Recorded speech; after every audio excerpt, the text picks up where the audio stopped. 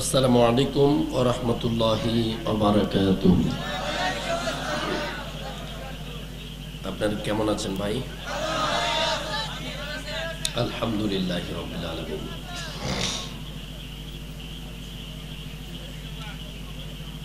আলহামদুলিল্লাহি নাহমাদুহু ওয়া নাস্তাঈনুহু ওয়া নাস্তাগফিরুহু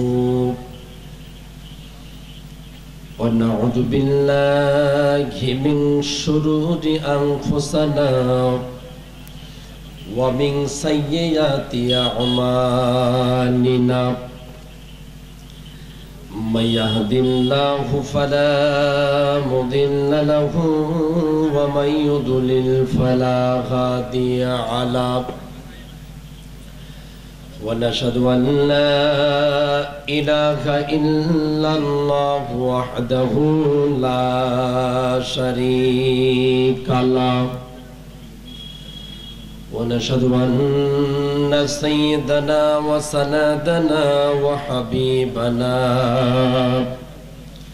ومولانا محمدا عبده ورسوله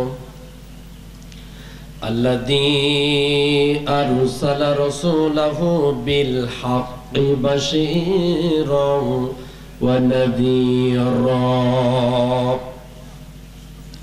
وداعيا إلى الله بإذنه وسراجا وقمرا منيرا فقد قال الله تعالى في كلامه المجيد وفي فرقانه الحميد أعوذ بالله من الشيطان الرجيم بسم الله الرحمن الرحيم إن الله اشترى من المؤمنين أنفسهم وأموالهم بأن لهم الجنة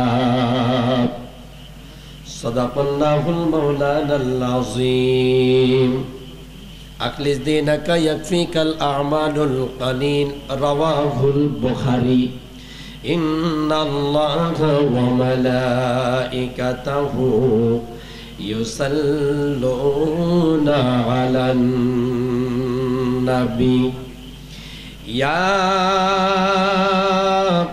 أيها الذين آمنوا صلوا عليه وسلموا تسليما اللهم صل على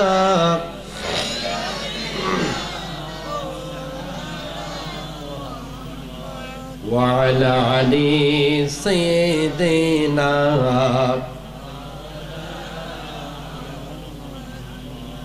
আপনারা কি আছেন মাঠে? কারা কারা মাঠে আছেন দেখি তো, লিল্লাহে তাকবীর। মাঠে আছেন? আওয়াজ এত কম কে? জোরে পড়েন আল্লাহুম্মা সাল্লি আলা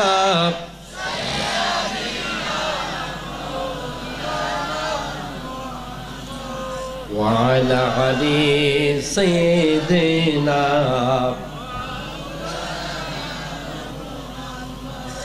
রক্ত ছড়ার সেই দিন গুলি তোমার কি মনে পড়ে না? উহুদ বহদরের সে ইতিহাস তোমার তোমায় কি পিছু ডাকে না? তুমি কি দেখো না জাহিলি সমাজ?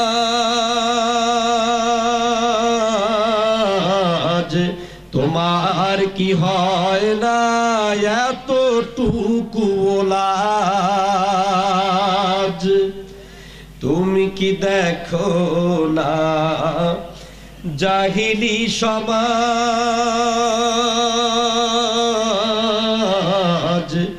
তোমার কি হয় না এতটুকু লাজ?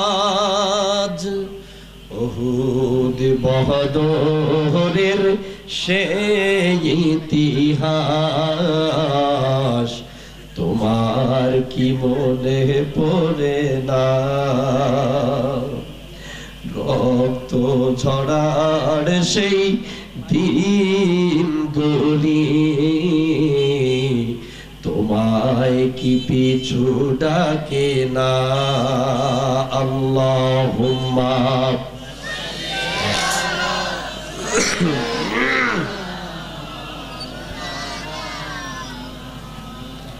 ওয়া আলা আলি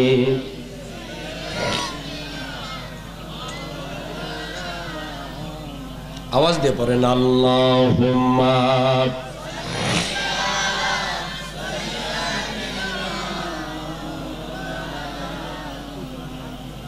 ওয়া আলা আলি সাইয়্যিদিনা। শোনেন ভাইরে ভাই বলে যাই আমার দেশের কথা, বলতে গেলে বুক ভেসে যায় ধরে আমার মাথা। আমি এক গুনাহগার, আমি এক গুনাহগার, কাছে সবার দোয়া পেতে চাই।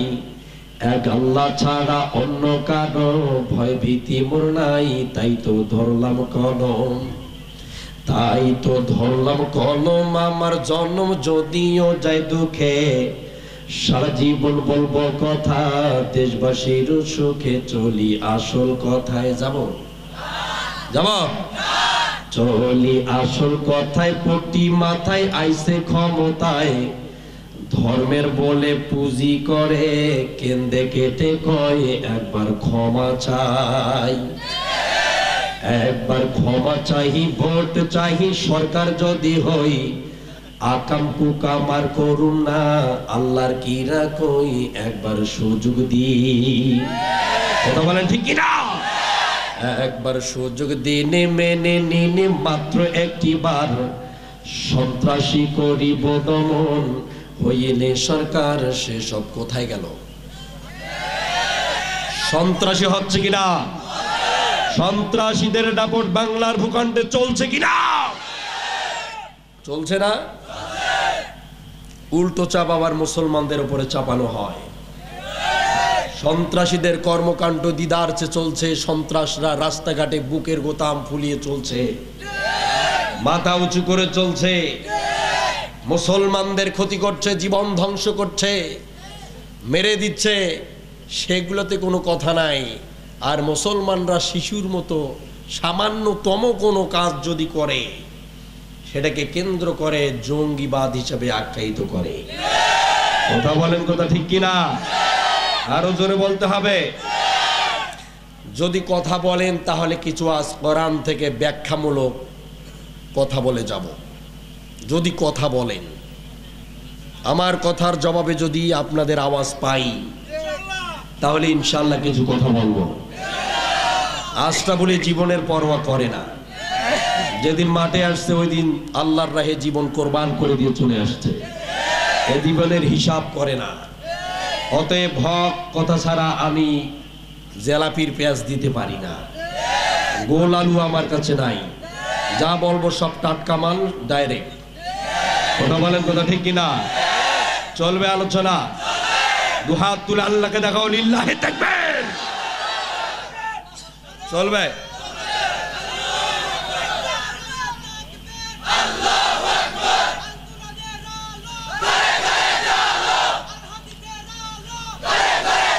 এখনো যারা মাঠের বাইরে যারা অবস্থান করছেন আপনারা কি কোরআনের পক্ষে না বিপক্ষে? সবাইকে বলতে হবে, যারা মাঠের বাইরে যারা ঘোরাফেরা করছেন তারা কি কোরআনের পক্ষে না বিপক্ষে? ওদের কানে কি আওয়াজ এখনো যায় না? শোনা যাচ্ছে না? আপনারা মাঠের বাইরে কেন? আপনারা কি কোরআনের পক্ষে না বিপক্ষে? যদি পক্ষে হয়ে থাকেন ভিতরে ঢোকেন, এখন আসতে হবে। কথা বলেন না কেন? যদি বিপক্ষে থাকেন বাসায় চলে যান, আপনাদের দরকার নাই, আপনাদের জন্য কোনো আলোচনা নাই, আপনাদের জীবনে হয়ে দাওয়াত হবে না। ফি কুলুবিহিম মিম্মা রাযাকনাহুম ইউনফিকুন, কথা বলেন ঠিক কিনা? আল্লাহ বলেন কলবের মধ্যে আমি এমন ছিল মেরে দিয়েছি যাদের হেদায়েত দেব না। তোমরা যদি মৌলবি পিষায় ভর্তা করে ওষুধ বানায় খাওয়াও, তারপরও এরা হেদায়েত পাবে না। কথা বলেন কথা ঠিক কিনা?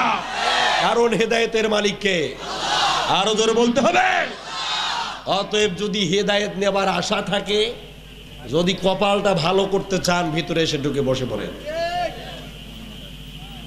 ওরা এখনো শুনছে, দেখছেন এখনো দাঁড়িয়ে আছে। হ্যাঁ, তাড়াতাড়ি তড়িঘড়ি করে ভিতরে ঢুকে পড়েন, এখন তাড়াতাড়ি ঢুকেন। আচ্ছা, দাওয়াত বাড়িতে যারা খাইতে বসে ভিতরে আর বাইরে যারা ঘোরাফেরা করে, উভয়ে কি সমান? কথা বলে না কেন? উভয়ে সমান? যারা আপনারা ভিতরে আছেন আর যারা বাইরে যারা আছে, উভয়ে কি সমান? উভয় সমান। মেহমান যদি আল্লাহর হতে চান, ভিতরে আসতে হবে। কি বলেন? কোনো নিরাপত্তা লাগবে না, নিরাপত্তা আল্লাহ ভালো দেবে। কি বলেন আপনারা? ভেতরে আসেন, সবাইকে আসতে হবে। হেঁটে শোনা যাচ্ছে? অনুরোধের সাথে বলছি, মাহফিলের পরিবেশ রক্ষার্থে বাইরে ঘোরাফেরা না করে ভেতরে এসে বসে পড়ুন। আবারও বলছি, যারা বাইরে এখনো ঘোরাফেরা করছেন, দয়া করে তাড়াতাড়ি তড়িঘড়ি করে ভেতরে এসে বসে পড়ুন। আল্লাহ পাক ভাইদের আসার মতো তৌফিক দান করুন।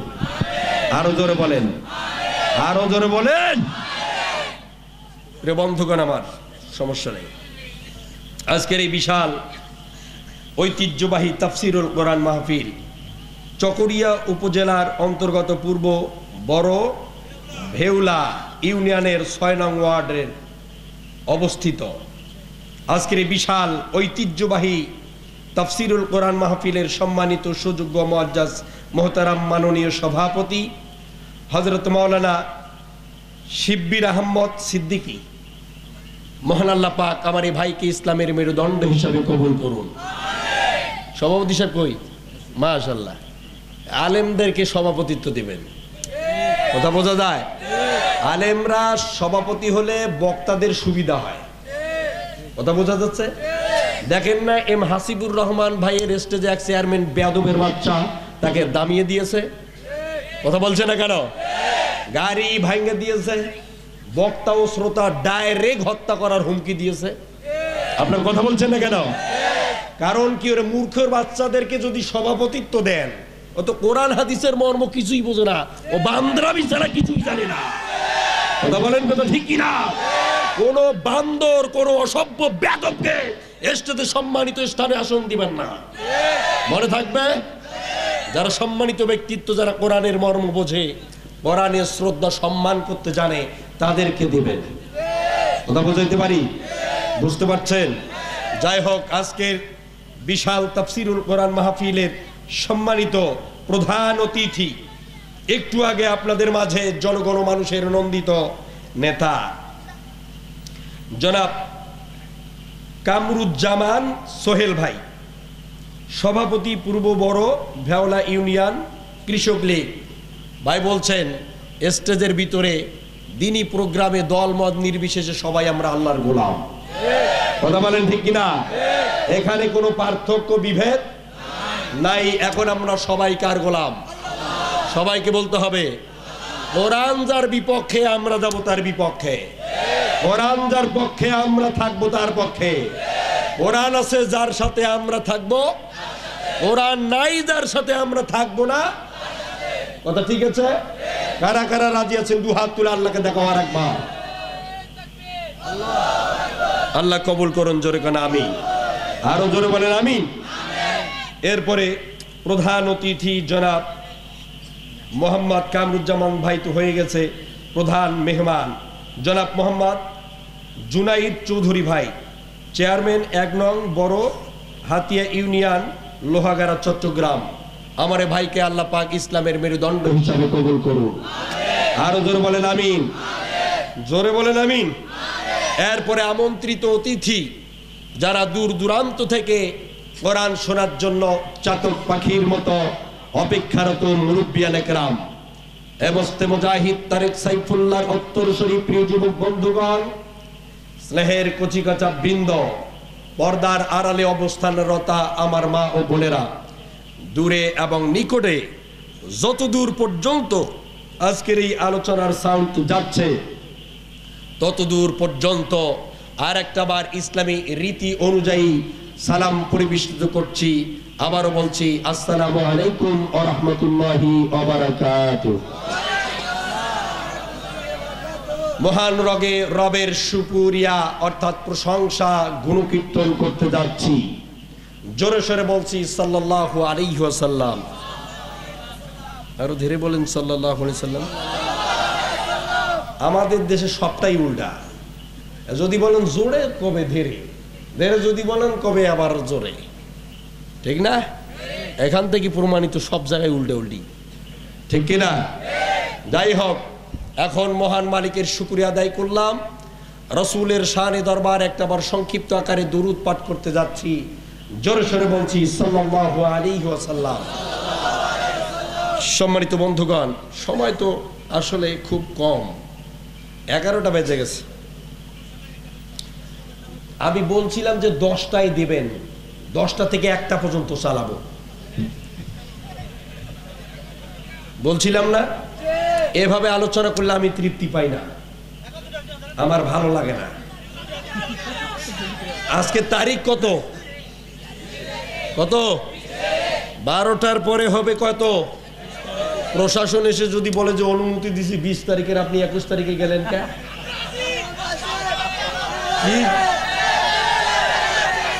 কারা কারা থাকবেন দেখি তো, লিল্লাহি থাকবেন? থাকবেন? হ্যাঁ, ও যে 20 তারিখের মাহফিল নিয়ে আপনি 21 তারিখ করেন, আপনার থানায় যেতে হবে। যাবেন? আমার সাথে যাবেন? কারা কারা একমত দেখি তো, 2 হাত তুলে লিল্লাহি থাকবেন। আমার আল্লাহ পাক কবুল করুন, জোর করে আমিন। যাবেন আমার সাথে? মাঝখানে 53 দিন যে থাকি আসলাম, কই কারো তো খুঁজে পাইলাম না। হ্যাঁ, শুধু বলেন যে হুজুর চালিয়ে দেন, আমরাও আছি। যখন পেটুয়া বাহিনী আসবে, ডানটা বার করবে, তখন কবে যে বাবার রাস্তা কুদিরে। হ্যাঁ, এজন্য আমি বলি সময় দিতে হবে। আলোচনা করার জন্য আসি অনেক দূর থেকে কষ্ট করে, যদি কথাই বলতে না পারি তৃপ্তি পাই, মজা লাগে না, ভাল লাগে না। যাই হোক, সেই দিকে আর না যাই। এখন কোরআনুল কারীম থেকে আলোচনা শুরু করার আগে একটি কথা আপনাদের মাঝে বলি। ব্যক্তিগত জীবনে ইসলামের অনুশাসন মেনে চলাটা যতখানি সহজ ব্যাপার, সামাজিক জীবনে তার চেয়ে তত বেশি, সহস্র কোটি বেশি কঠিন এ কোরআনের আইনকে চালু করা। কথা বলে না কেন? ব্যক্তিগত জীবনে ইসলামের আইন মেনে চলাটা যত সহজ, সামাজিক জীবনে অত সহজ না। সহজ? আপনি নামাজ পড়বেন, আপনি নামাজের নীতিমালা দেশে চালু করতে চাবেন, এই মুসলমান নামধারী কিছু মুনাফিক আপনারে বাধা দেবে, কবে যে ওই বেড়া জঙ্গিবাদী, ওই বেড়াই মৌলবাদী, ও নামাজের আইন চায় কেন? কথা বলেন ঠিক কিনা? দৌড়ে আপনার চোঙ্গা ফাটাইব। তার মানে বোঝা যাচ্ছে যে মুনাফিক ছাড়া আমাদের দেশে আর কেউ নাই। মুনাফিকি নীতিমালা ছাড়া আর কিছুই খুঁজে পাই না। কথা বলেন ঠিক কিনা? আমার ভাইয়েরা, চলেন কোরআনুল কারীমের ভিতরে যাই। আমার আল্লাহ পাক বলেন, ব্যক্তিগত জীবনে কোরআনের আইন মেনে চলাটা যতখানি সহজ ব্যাপার, ততখানি যদি তোমরা সামাজিক জীবনে প্রতিষ্ঠিত করতে পারো, তাহলে শুনে রাখো, আমি কথা দিয়ে দিলাম, তোমাদের কানাত লাহুম জান্নাতুল ফিরদাউস দিয়ে ধন্য করে দেব। ডাইরেক্ট জান্নাত পেতে গেলে আল্লাহর হুকুম, এই কোরআনুল কারীম, এটি হলো মুসলমানদের সংবিধান। এই সংবিধানকে যদি আপনি ব্যক্তিগত জীবনে মেনে চলতে পারেন, সামাজিক জীবনেও যদি মানতে পারেন, এরপরে দেশের ভিতরেও যদি এর নীতিমালা দিয়ে যদি সংসদটা চালাতে পারেন, আন্তর্জাতিক লেভেলেও যদি এই কোরআনের নীতিমালাটা বাস্তবায়ন করতে পারেন, আমার আল্লাহ পাক ঘোষণা দিয়ে বলেন, তোদের মরতে দেরি হবে, কবরটা জান্নাত হতে দেরি হবে না। এ কথা কে না জানে? এ কথা কেউ কি জানে না? কথা বলে না কেন? জানে না, কিন্তু বলতে চায় না। যারা বলতে চায় না ওরা হলো টাটকা বোবা শয়তান। এরা কি? টাটকা বোবা শয়তান। কোরআনের হক, বাস্তব সত্যটাকে যারা মানুষের সামনে তুলে ধরতে পারে না, এর মতো বোবা শয়তান আর পৃথিবীর জমিনে দ্বিতীয়টা আর হয় না। আপনারা আছেন? আওয়াজ হয় না কেন? চুম্বুকের মতো আওয়াজ হবে। লোহা যেমন রড চুম্বুককে টানে, চুম্বুক যেমন রডকে টানে, ঠিক ওই রকম। আমার কথা বলার শেষে আপনাদের উত্তর আসবে। আপনাদের উত্তর আসার পরে আমি আবার বলবো, কয়টা শুনবে না? কথা বলেন ঠিক কিনা? একদিকে আপনারা আওয়াজ দিবেন, একদিকে আমি আওয়াজ দেব, চলতেই থাকবে আলোচনা। কথা বলেন ঠিক কিনা? তাহলে এই সত্যটাকে প্রতিষ্ঠিত করাবার জন্যে স্বাভাবিকভাবে আজকে আপনাদের বোঝাবো, এই পৃথিবীর জমিনে একটা দুইটা না, প্রায় 1 লক্ষ মতান্তরে 2,24,000 নবী আর রসুলকে আমার আল্লাহ এই জমিনে পাঠিয়ে দিয়েছে। শুধু এই দিনটাকে, এই মহাসত্যের বাণীটাকে প্রস্ফুটিত করার জন্যে এই দুনিয়ার জমিনে প্রায় 2 লক্ষ নবী রসুল এসেছে। কয়টা? জোরে বলেন, কয়জন? 2 লক্ষ নবী রসুল এসেছে শুধু এটা বোঝানোর জন্য। কিন্তু সমাজের মানুষগুলো যেমন আজ কোরআনের সুশীতল ছায়ায় আসতে কেউ চায়, আবার কেউ চায় না। ঠিক ওই শতাব্দীগুলোতেও ইসলামের বিপক্ষে এবং ইসলামের পক্ষে মানুষকে খুঁজে পাওয়া গিয়েছিল, যায় নাই? আমার আল্লাহ পাক আদম আলাইহিস সালাতু ওয়াস সালামকে পাঠালেন। আদম কাকে দাওয়াত দেবে? আদমের 2 ছেলে আর 2 মেয়ে। এখান থেকে তো আর দাওয়াত তেমন দিতে পারলেন না। আদম আলাইহিস সালাতু ওয়াস সালামের পরের নবীটাই হলো নূহ আলাইহিস সালাতু ওয়াস সালাম।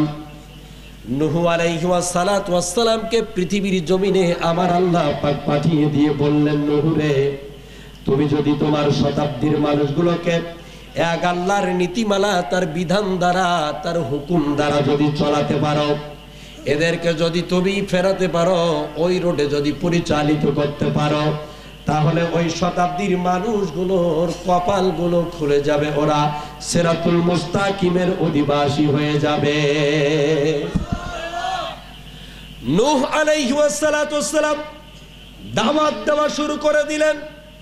সমাজের মানুষগুলো 2টা দলের মধ্যে বিভক্ত হয়ে গেল। একটা হলো হিজবুল্লাহ। এটি কার দল? আওয়াজ দেন না কেন? কার? হিজবুল্লাহ কার দল? আওয়াজ না হলে আমি তো মজা পাই না। হিজবুল্লাহ কার দল? আর হিজবুল শয়তানটা কার দল? শয়তানের দল। একটা হলো হিজবুল্লাহ আর একটা হলো হিজবুল শয়তান। পৃথিবীতে দল কয়টা? আরো জোরে বলতে হবে, কয়টা? পৃথিবীর জমিনে 2টি দল। যেদিন আমার আল্লাহ আদমকে পাঠালেন, তারপরে নূহকে পাঠালেন, সেই দিনেই আমার আল্লাহ ঘোষণা দিয়ে বলেছে, নবী নূহ রে, এই পৃথিবীর জমিনে আমি 2টা দল পাঠালাম। একটা হলো হিজবুল্লাহ, আমি আল্লাহর দল, আর একটা হলো হিজবুল শয়তান, আর একটা হলো শয়তানের দল। কথা বলেন ঠিক কিনা? আবহমান কাল থেকে শুরু করে নিয়ে আজও পর্যন্ত দুনিয়ার দুইটি বল আছে, আজও পর্যন্ত থাকবে, আবার কিয়ামত পর্যন্ত এই দুটি দলকে থাকতেই হবে। কথা বলেন ঠিক কিনা? একটি হলো আল্লাহর দলের পক্ষের মানুষ, আর একটি হলো শয়তানের দলের সঙ্গী সাথী। কথা বলেন ঠিক কিনা? নূহ আলাইহিস সালাতু ওয়াস সালাম দাওয়াত দিয়ে দিলেন। নূহ আলাইহিস সালাতু ওয়াস সালামের দাওয়াত নিয়েছিল যারা হিজবুল্লাহর দলে ঢুকলো, তারা জোরে কোন মারহাবা। নূহ আলাইহিস সালাতু ওয়াস সালামের বিপক্ষে গিয়েছে যারা, হিজবুল শয়তান হয়ে মরেছে তারা। দুইটি দল, দুই দিকে। একটি দলের মানুষ নূহকে উৎসাহিত করলো, নূহের সঙ্গে চলাফেরা করলো, নূহকে বলল তুমি চালিয়ে যাও, দিনের দাওয়াত দিয়ে যাও। আর একটি দল নূহকে পেলে, নূহের ছায়াকে পেলেও ওরা চোট মারত। কথা বলেন ঠিক কিনা? এমনকি নূহকে ওরা ধরলো, মারলো। মারার পরে পাহাড়ের পদদেশের মধ্যে নূহ আলাইহিস সালাতু ওয়াস সালামকে গর্তের ভিতরে কম্বল মুড়ি দিয়ে ঢুকিয়ে দিল।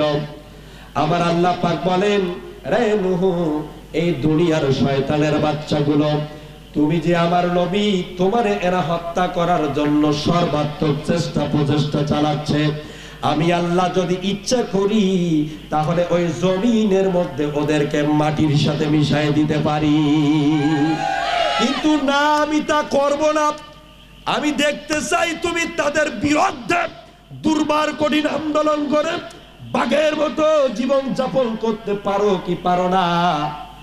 আমি তোমারেও শক্তি দান করেছি, শয়তানদেরও দিয়েছি।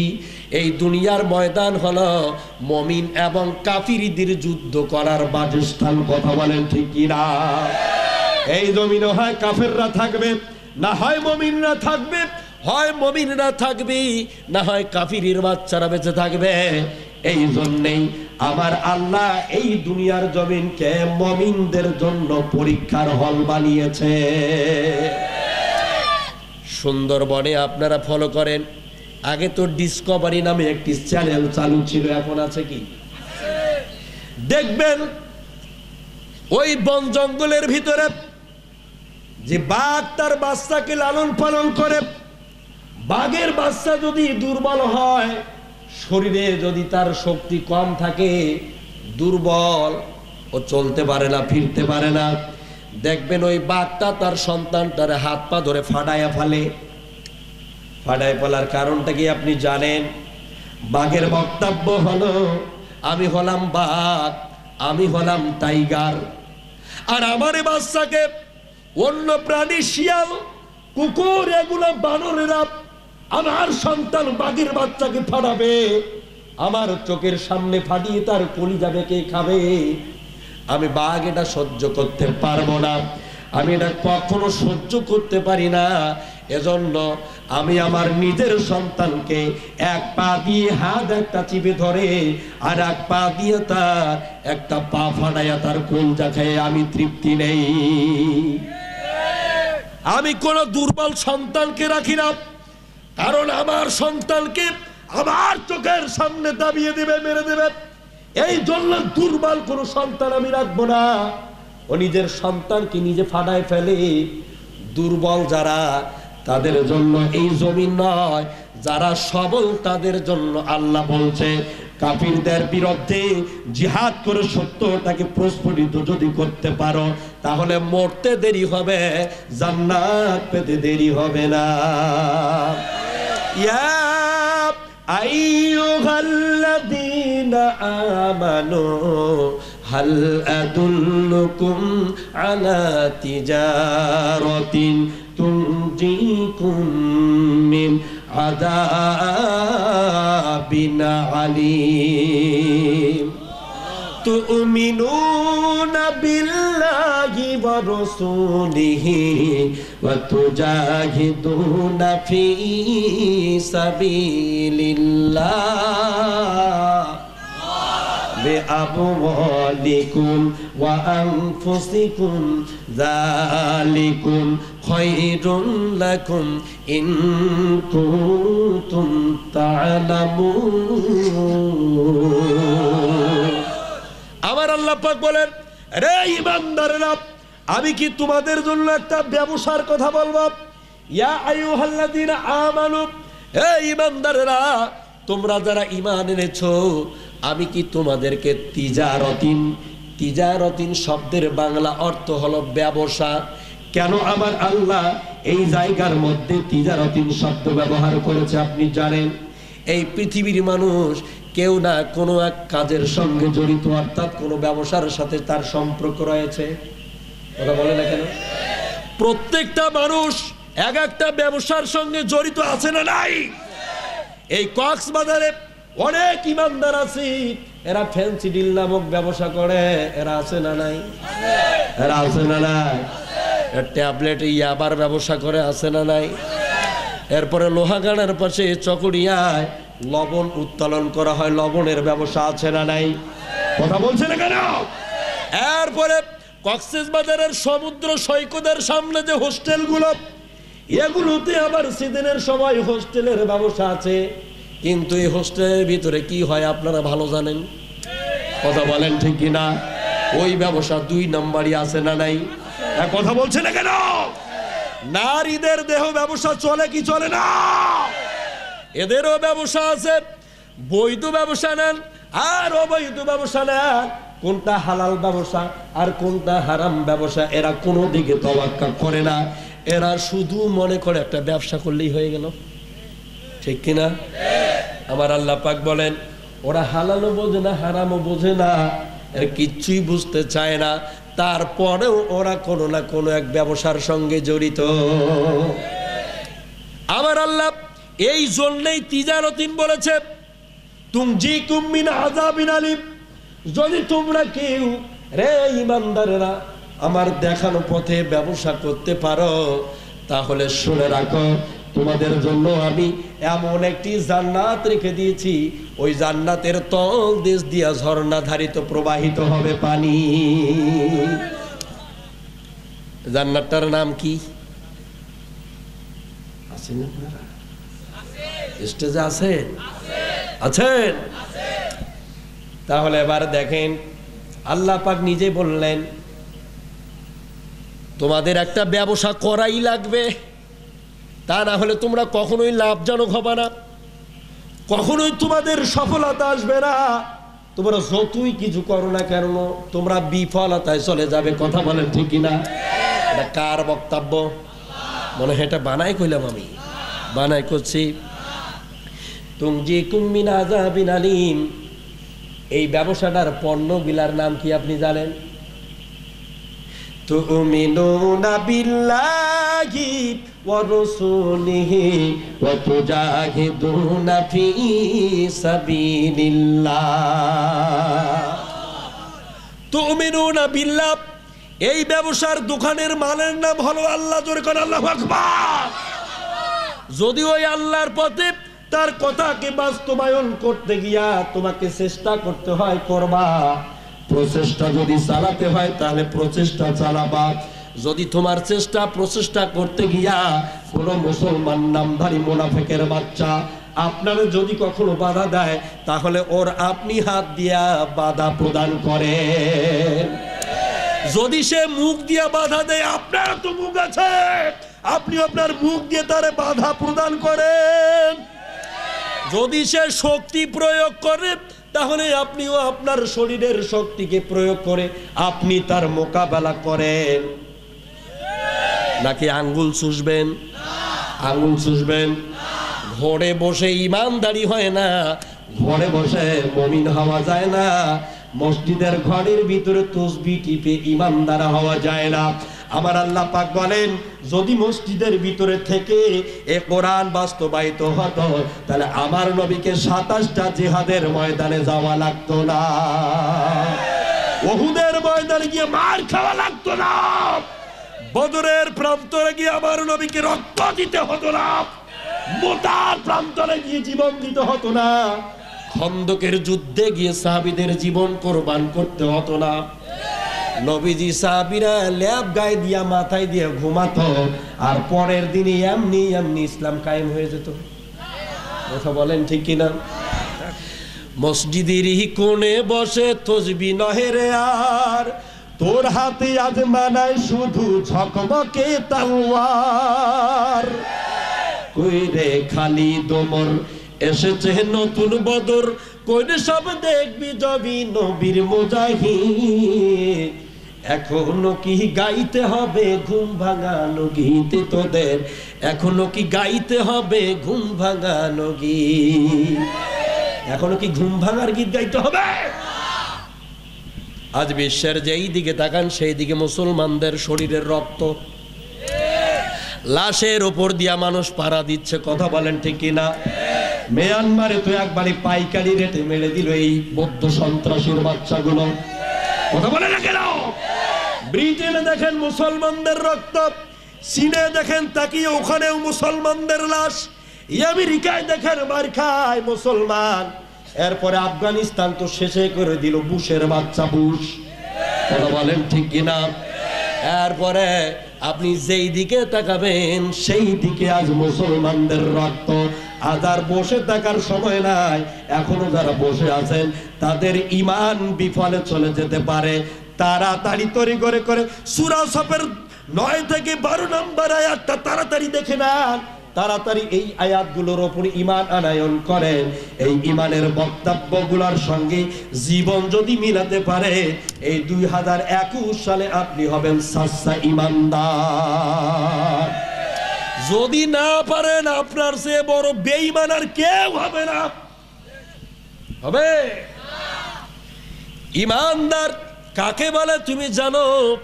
আল্লাহর হাবিব বললেন, সাহাবীরা তোমরা কি জানো রে, এই পৃথিবীতে 2টা আমল সবচেয়ে বড় আমল। সাহাবীরা বললেন, হুজুর সেই 2টা আমল কি? বিশ্বনবী বললেন, আইয়ুল আমানি ক্বালা আল ঈমানু বিল্লাহি, এক আল্লাহর উপরে ঈমান আনয়ন করা সবচেয়ে বড় আমল। জোরে কান মারহাবা। ওয়া জিহাদু ফি সাবিলিল্লাহি, যদি আল্লাহর পথে জিহাদ করো, চেষ্টা করো, প্রচেষ্টা করো, যদি এটার সশস্ত্র ভাবে কোনো বাধা আছে, সেটার সশস্ত্র ভাবে ওর মোকাবেলা করাটাই হলো জিহাদের আর একটা রূপ। কথা কি বোঝা যায়? শুনতেছেন? শুনতেছেন? একজন ড্রাইভার গাড়ি চালাচ্ছে, মানে বাস। আপনি এখন ওই গাড়িতে উঠে দেখতেছেন যে ড্রাইভার সাহেব লাল নীল হলুদ কালা পানি খাচ্ছে, মানে মদ খাচ্ছে, মদ। আপনি ওই গাড়িতে উঠে কোথাও যাবেন? আরো ধরেন আপনি ঢাকায় যাবেন, গাড়ি কি আর নাই কক্সবাজারে? নাই? আপনি ওই গাড়িতে উঠে দেখেন যে লাল নীল হলুদ কালা পানি খাচ্ছে, ওই গাড়িতে আরো যাবেন? কেন যাবেন না বলেন শুনি? কথা বলে না। কেন যাবেন না? মাতাল মানে ওটা টাল হয়ে গেছে। কথা বলেন ঠিক কিনা? এ যাওয়ার সময় যদি কোনো ব্রিজকে ট্রাক মনে করে সাইড দেয়, যাবে কই? হ্যাঁ, ব্রিজকে যদি ট্রাক মনে করে সাইড দেয়, যাবে কই? এ টাল তো যাবে খাদের মধ্যে, চুব্বা খায় মরবে। কথা বলেন ঠিক কিনা?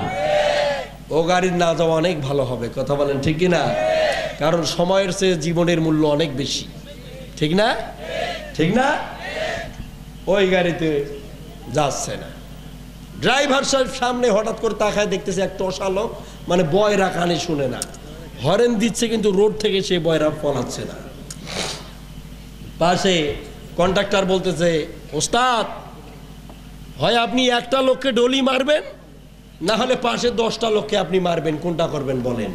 ওই টাল বলতেছে, ভাই 10টা লোককে বাঁচা লাগবে, 10টা লোককে বাঁচাইতে হবে, কারণ 10টা লোকের জীবনের অনেক বেশি মূল্য।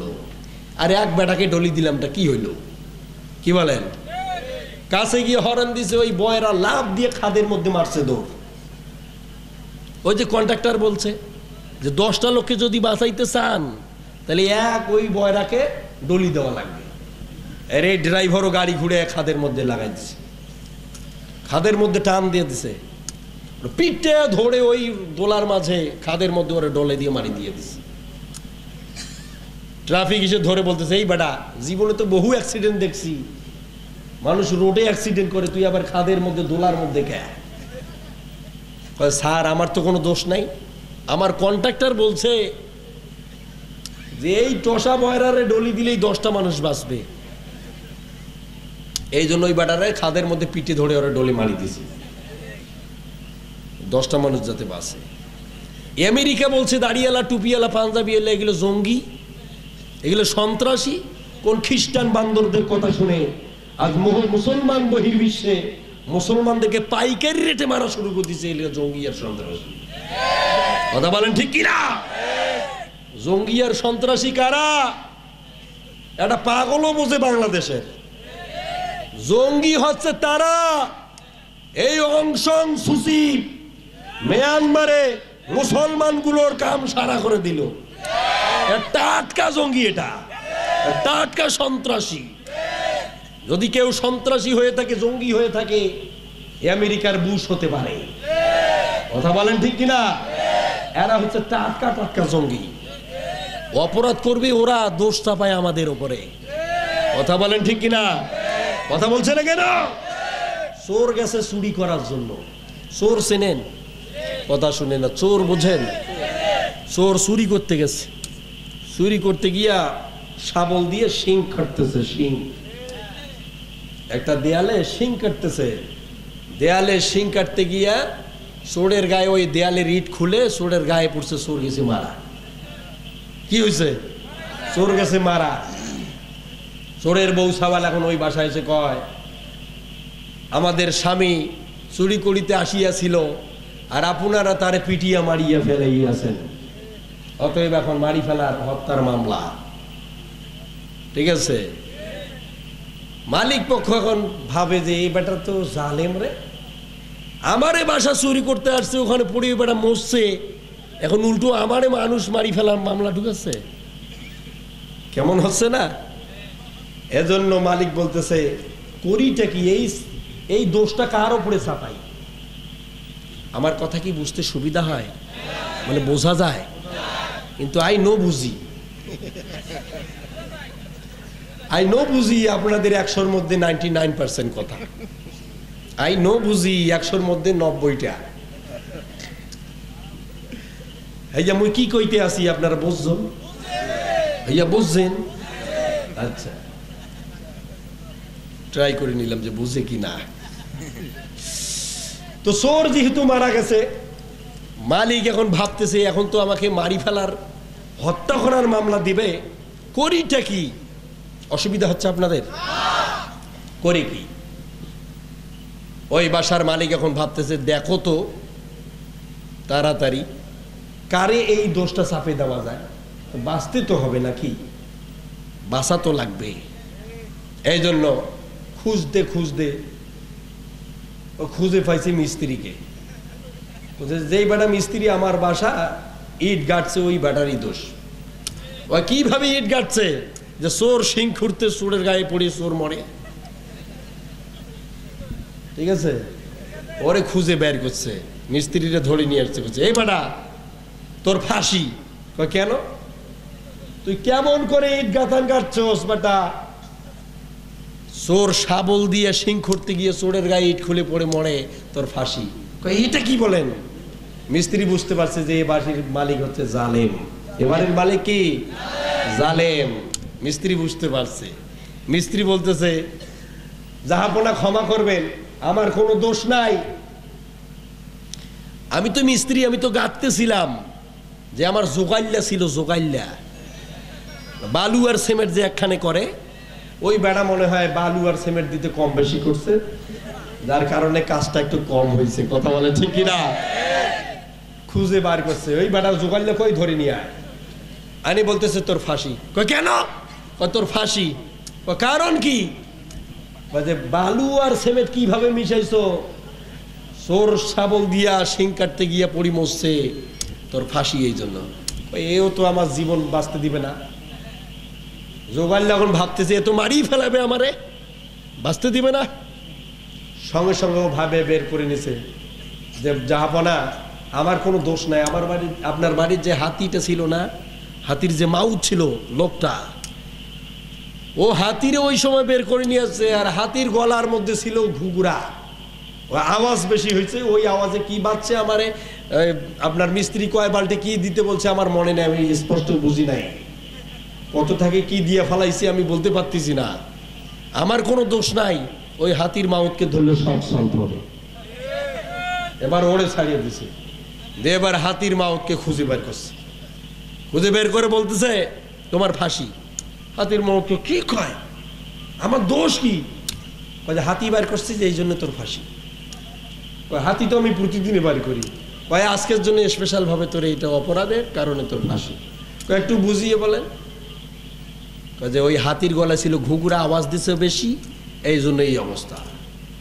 হাতির মাও যখন বলতেছে তো বাঁচা যাবে না, এই বেটা তো আসলে ফাজিলতে জানেন, বাঁচার তো কোনো উপায় দেখি না। হাতির মাউত বলতেছে জাহাপানা আমার কোনো দোষ নাই, যে ঘুঘুরাটা বানাইছে কামার, ওই বেটা বেশি আওয়াজ দিছে, ওই জন্য সাউন্ড হয়েছে বেশি, আমি কিছুই বুঝি নেই। ও ধরে নিয়ে এসছে ওই কামারকে, ধরে নিয়ে এসে বলতেছে বেটা তোর ফাঁসি। আগুনের কাছে থাকে, পাতলা হয়ে গেছে লোকটা, ওরে ধরে এনে গলার মধ্যে ফাঁসির দড়ি দিয়ে দিছে, গলার মধ্যে দিছে, পা দিয়ে বের হয়ে যায়। বলেন তো এত পাতলা লোককে ফাঁসি দিলে কি হবে মজা? গলা তো মোটা লাগবে নাকি? মোটা গলা না হলে কি মজা হবে? এই জন্য পাতলা লোকের আর ফাঁসি নাই। কছে যে তাড়াতাড়ি ছাড়ি দাও, দেখো খুঁজি দেখো গলা মোটা কার।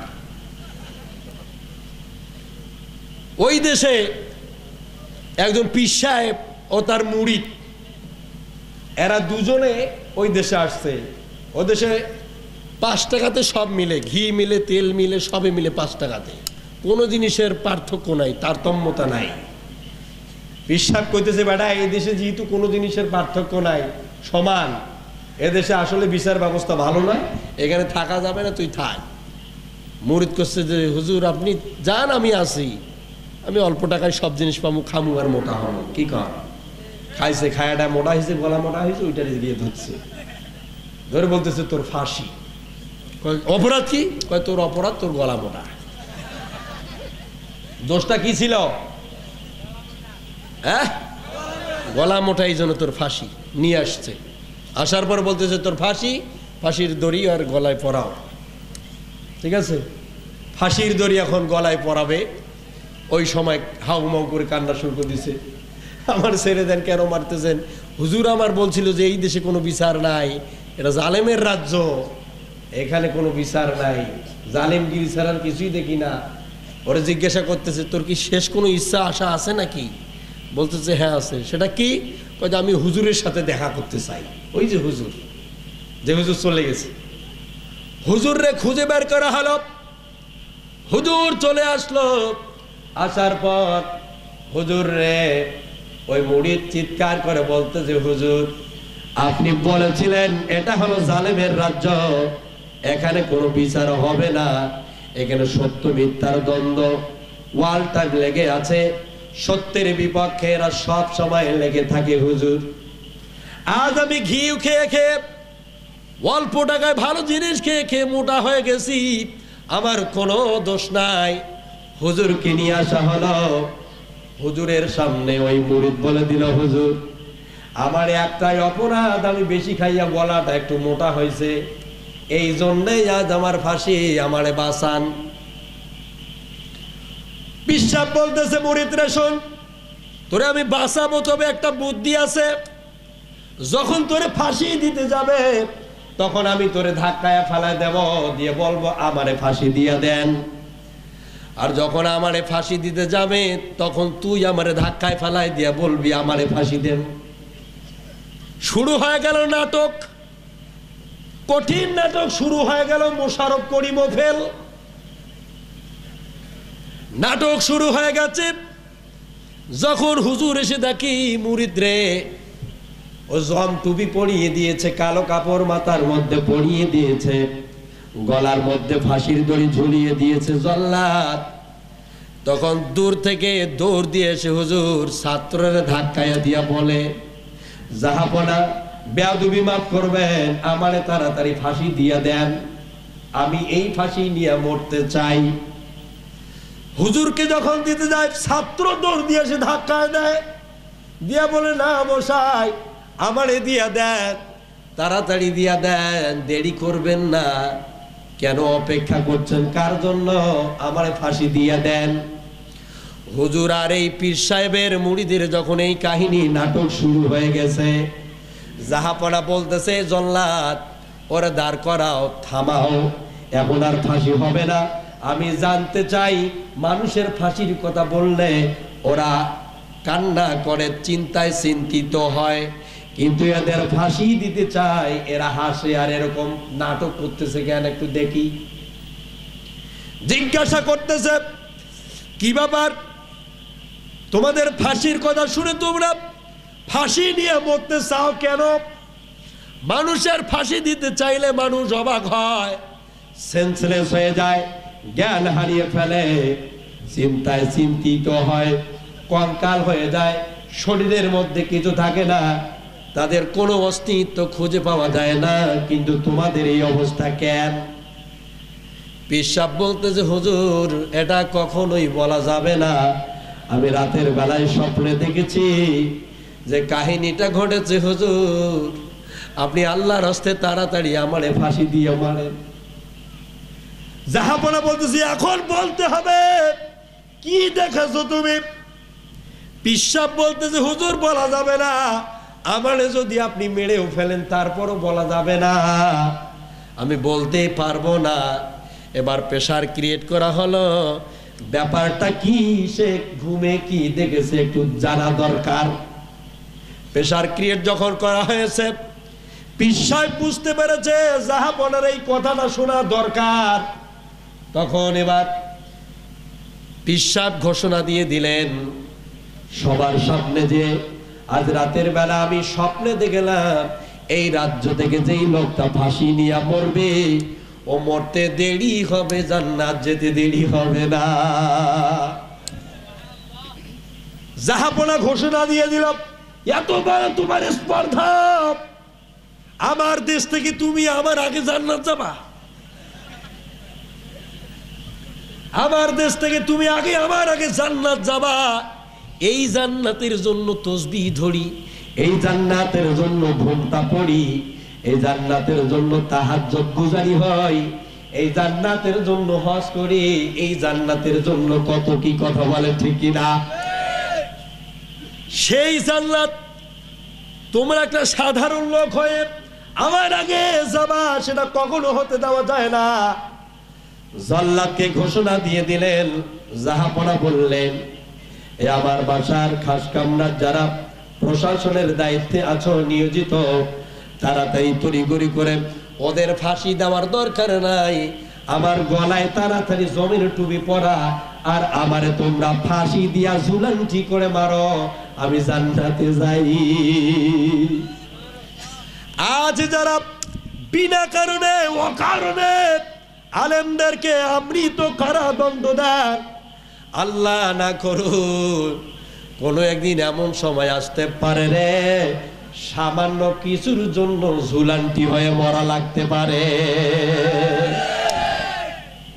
আজকে হিন্দুকে কে হত্যা করলো বাংলাদেশে, ফুটেছে, কাউকে খুঁজে পাওয়া গেল না, কিন্তু আলেমদেরকে ধরে ধরে ফাঁসির রায় দেন।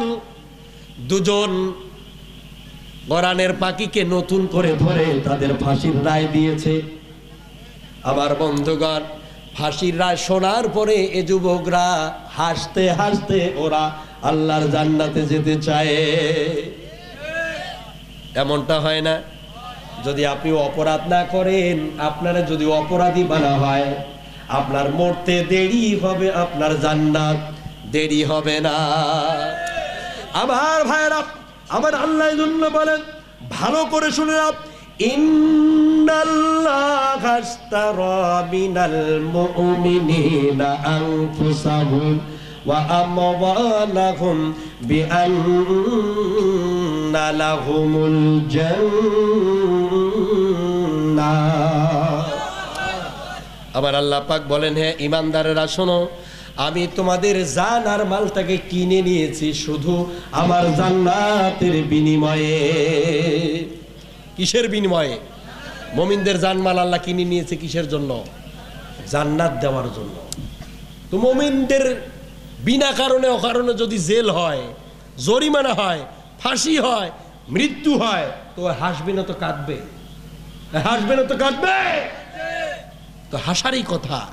আল্লাহর কোরআন বলতেছে আমি ওদের জানমাল কিনে নিয়েছি, ওরা তো হাসবেই, ওরা মরতে দেরি হবে, জান্নাত যেতে দেরি হবে না। কথা বলেন ঠিক কিনা? মনে হয় বানাই বললাম কথাটা। শোনো শোনো দেশবাসী ওদের ইতিহাস, এতদিনে ওরা করলো কি কি সর্বনাশ। দেশের সেবার নামে কত ছাড়লো মধুর বাণী, আবার অতীত ভুলের জন্য ফেললো চোখের তাজা পানি রে, চোখের তাজা পানি। আবার অতীত ভুলের জন্য ফেললো চোখের তাজা পানি রে, চোখের তাজা পানি। ঠিক না? ঠিক না? খারাপ লাগতেছে? চলবে? চালাবো? আমার ভাইয়েরা ওই দিকে চলেন। নূহ আলাইহিস সালামকে ওরা পিটাইয়া গর্তের মধ্যে ওরা কম্বল পেঁচিয়ে ঢুকে দিয়েছিল। সেই সময় নূহকে যারা মারধর করল, দিন থেকে প্রতিবন্ধকতা সৃষ্টি করেছিল যারা, আজকে নির্দোষ নিরপরাধ মানুষগুলোকে ধরে ধরে আজ মৃত্যুর মুখে দাঁড় করিয়েছে তারা। আমার ভাইয়েরা ভালো করে বুঝতে হবে, নূহ যখন এভাবে বোঝাচ্ছে, নূহের দাওয়াদার মানুষগুলো নিতে চাচ্ছে না। নূহের বিরোধিতা শুরু হয়ে গেল। নূহের পরে আমার আল্লাহ পাক লূত আলাইহিস সালামকে পাঠিয়ে দিলেন। লূত আলাইহিস সালাম চলে আসলেন। লূত আলাইহিস সালাম আসার পরে আমার আল্লাহ পাক বলেন, রে লূত, আমি তোমাকে পাঠিয়ে দিলাম ওই একই কর্মসূচি, একই দাওয়াত। সেটি দাওয়াত হলো কার? আরো জোরে বলেন কার? আরো জোরে বলেন কার? আজকে ওই দাওয়াত দেওয়ার কারণে যদি নবীরা মার খায় আর আমরা যদি পোলাও কোরমা কালিয়া খাই, তাহলে বুঝে নিতে হবে ওই নবীর দাওয়াত আর আমাদের দাওয়াতের মধ্যে শুধু আসমান আর জমিনে পার্থক্য না, আসমান এবং পাতালের মাঝে পার্থক্য আছে। নবীরা মায়ের খায় আর আমরা সালাম পাই, ঠিক না? নবীরা মায়ের খায়, জীবন বাঁচে না, আর আমরা এই ইসলামের কথা বলতে গিয়া বাহাবা পাই। তাহলে নবী এবং আমাদের দাওয়াতের মধ্যে পার্থক্য আছে। লূত আলাইহিস সালাম দাওয়াত দিচ্ছে। লূতের সময় লূতকে এবার হত্যা করার এবার ষড়যন্ত্র শুরু হয়ে গেল। লূত বাঁচতে পারতেছে না, লূতের দাওয়াত বন্ধ হয়ে গেল। আমার আল্লাহ পাক বলেন, ইয়াকতুলুনান নাবিয়্যিনা বিগাইরিল হক। জোরকান মারহাবা। আমার আল্লাহ পাক বলে না, এই দুনিয়ার জমিনে যারা আমার হক নবীদেরকে হত্যা করেছে ওরা হলো হিজবুস শয়তান, আর যারা নবীদের পক্ষে ছিল ওরা হলো হিজবুল্লাহ। জোরকান মারহাবা। আপনারা হিজবুল্লাহ থাকবেন নাকি হিজবুস শয়তানে? হিজবুল্লাহ কারা কারা দেখি তো লিল্লাহে থাকবে। আল্লাহ পাক কবুল করুন। জোরে কান আমিন। 53 দিন জেলের ভিতরে থাকলাম। আমার এই মামলাটা তো নিম্ন কোর্টে জামিন দেওয়ার কথা ছিল, নিম্ন কোর্টে গেলাম জামিন দিল না, জজ কোর্টে গেলাম জামিন দিচ্ছে না, এরপরে আপনাদের হাইকোর্টে যাচ্ছি তারপরও জামিন দেয় না। কারণটা কি? কারণ আছে একটা, এই হুজুর হইল বক্তা মানুষ, মানে কোরআনের দাওয়াতে। এটা জামাত শিবির হতে পারে। কতক্ষণ ঠিক কিনা? জামাত শিবিরে এবার ভালো করে দেখো খুঁজে। কোর্টের পরে আমারে জিজ্ঞাসা করতেছে বিচারপতি, কি ব্যাপার আপনার নামের শেষে বিপ্লবী কেন? আবারও বলতেছি, আপনি হিজবুল্লাহ করেন নাকি আল্লাহ দল করেন নাকি? আমারে বলতেছে ডাইরেক্ট বিচারপতি, আপনি আল্লাহর দল করেন, এই জন্য আপনার এখানে জামিন হবে না। আপনি আল্লাহর দল করেন, এই জন্য আপনার জামিন নাই। তার মানে যারা আমাকে বলে যে তুই আল্লাহর দল করিস এই জন্য তোর জামিন নাই, তার মানে এটা থেকে প্রমাণিত বোধহয় শয়তানের দল করে। কথা বলেন কত ঠিক কিনা? আমি যদি আল্লাহর দলে থাকতে পারি তুমি মুসলমানের বেটার দাবি করো, তুমি কি শয়তানের দলে আছো? কথা বলে না কেন? তুমি কি শয়তানের দলে আছো নাকি? তাহলে এটা ভাবতে হবে না আপনারে? আপনি এমন কথা বলেন যে কথার চোটে আল্লাহ আপনার জাহান্নামে না দিলে আল্লাহ শান্তি পায় না। কথা বলেন, কথা ঠিক কিনা? 2 দিন 3 দিন চলে গেল, জামির আর হলো না। দ্বিতীয় দিনে বললো আপনি জঙ্গি। আমি বললাম আমি কোন যুদ্ধ করতে গেছিলাম? ওটাও আবার প্রমাণিত হলো না।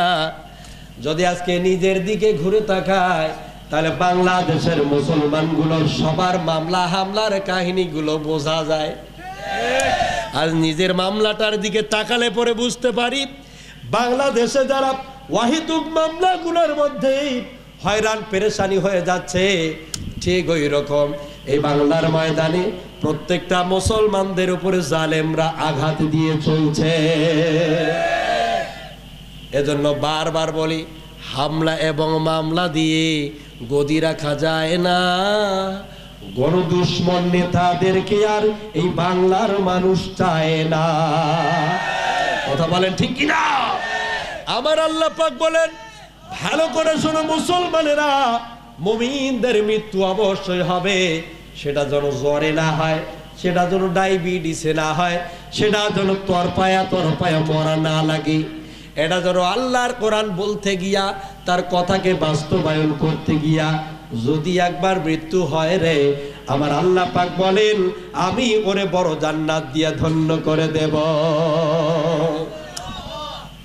আমার আল্লাহ রাব্বুল আলামিন আরো বলেছেন, শুনে রাখো মুসলমানেরা, যদি কেউ সত্যের জন্য, হকের জন্য, বাস্তবের জন্য কেউ যদি জীবনটা দিতে পারো, তাহলে তোমাদের জন্য ভালো খবর আছে। তোমরা জানো মরো নাই, তোমরা জীবিত। ওয়ালা তাকুলু লিমান ইউকতালু ফি সাবিলিল্লাহি আমওয়াত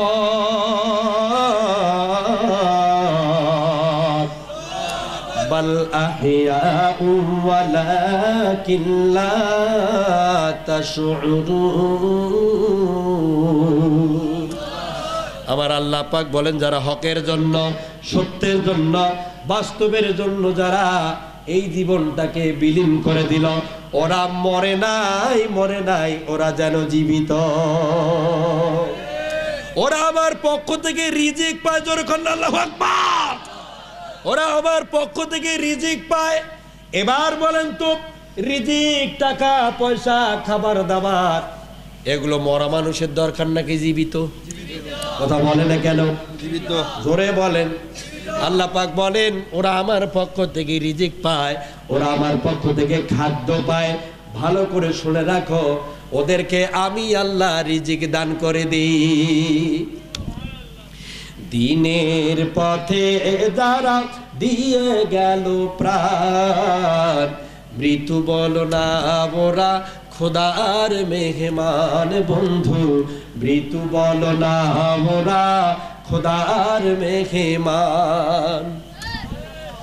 ওদের ডেকেছে আল্লাহ বলে শহীদ, মোরা জীবনের বিনিময়ে গাজী সে তাওহীদ।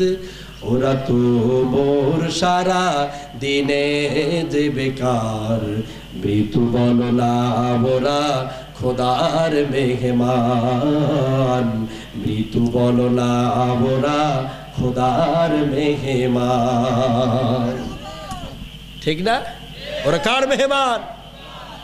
আল্লাহর মেহমান। যারা জীবন দিয়ে গেল ওরা মরে নাই, ওরা মরছে, মরে নাই। আজকে যাদেরকে মিথ্যে মামলা দিয়ে ফাঁসির রায় দিলেন, ফাঁসির রায় শুনে ছেলেরা আসে, ফেসবুকে দেখেন নাই? কথা বলছেন না কেন? আজকে ফাঁসির রায় দিল যে যুবকের, এরা হাসতেছে ফাঁসির রায় শোনার পরে। তার মানে ওরা ভালো করে জানে যে আমরা অপরাধী নই রে, আমাদেরকে অপরাধী বানানো হয়েছে। ওরা এই জন্য হাসতেছে। কথা বলে ঠিক কিনা? হাসতেছে। প্রিয় ভাইয়ের আমার, তাহলে মনে রাখেন, সময় পেরিয়ে গেছে তো, যার কারণে টাচ দাও। আমি বারবার বলি ভাই 3টা ঘন্টা, আমি কি বিষয়ের উপরে কথা বলবো। প্রথমে এসে বসেই আমি ভাবতেছিলাম যে কী বিষয়ের উপরে আলোচনা করব। শুরু করলে তো 2-3 ঘন্টা লাগেই, কি বলি এখন। এই যে দেখেন কত সময় কথা বলছি, কথা বলে না। 1 ঘন্টা, 1-1.5 ঘন্টা কত সময় কথা বলছি আপনাদের মনে আছে? 11টা থেকে এখন বাজে কটা? হ্যাঁ 12টা। কয় ঘন্টা বললাম? 1 ঘন্টা তো শিরোনাম বলতে যায় রে ভাই, বিস্তারিত বলবো কখন? আমি প্রমাণ করে দিতে চাইছিলাম যাদেরকে আপনারা অপবাদ চাপাই দিয়ে মারেন তারা মরে না।